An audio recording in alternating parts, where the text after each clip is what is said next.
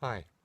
It's a lovely day here, so I'm going to film this one outside. It's the third video in a series that I'm doing for the release of OneTrack version 5. I'm Sean Bergen, and in this video we're going to look into OneTrack's settings view.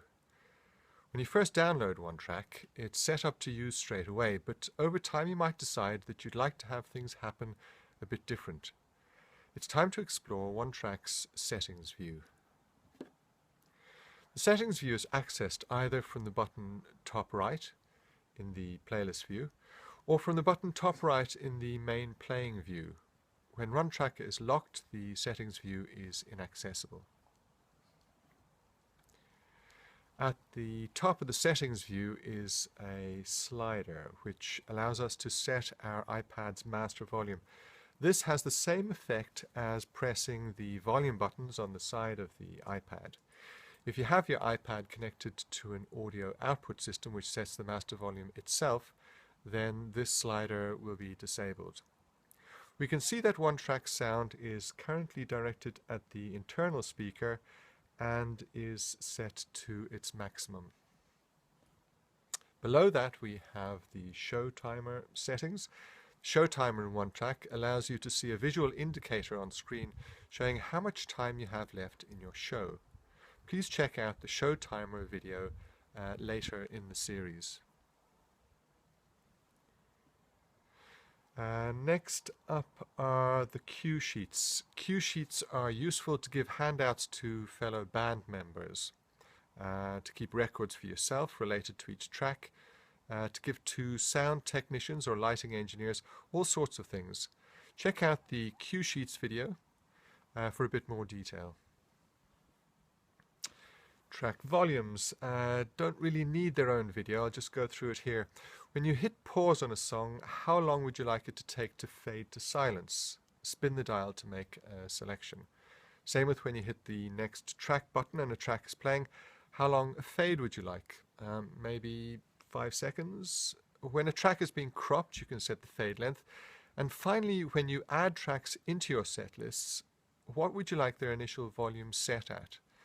I leave this at 80% myself, so I can boost a quieter song if needed to bring it up to the level of other tracks.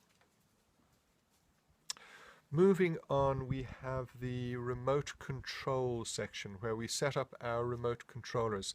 Check out the remote controls video for full details of this extremely useful area of OneTrack. Next up is help and information. The manual is definitely worth a read. I hope so, as it took me a long time to prepare it. Contact details has links to the App Store where you can write a review on OneTrack.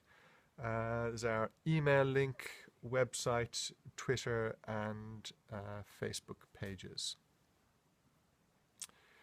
Training videos. Well, here you get links directly to OneTrack's YouTube pages and links to this video, amongst others. If you're having difficulty with any area of OneTrack, please check out the videos, and if you have a suggestion for another topic, please don't hesitate to contact me.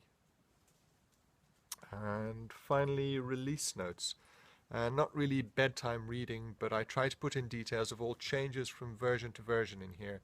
This is sometimes useful to users of OneTrack wondering about changes in between updates. Back out now, and we're moving on to the Personalize OneTrack section.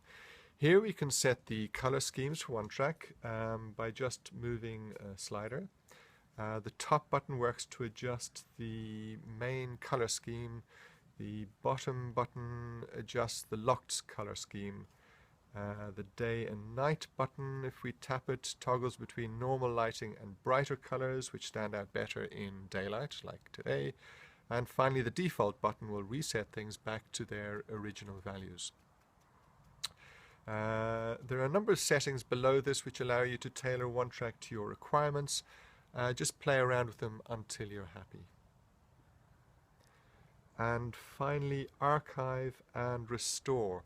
This allows you to store the current state of OneTrack to iCloud and then recall set lists at a later date or on another device. Please check out the Apple Music and iCloud video for full coverage of this extremely useful feature. Please don't forget to make regular archives in case you ever find yourself needing to restore OneTrack to another device. And that's it for the settings video. There's a fair amount to take in, and I hope you'll go ahead and take a look at the more detailed videos as and when you need them. Thank you.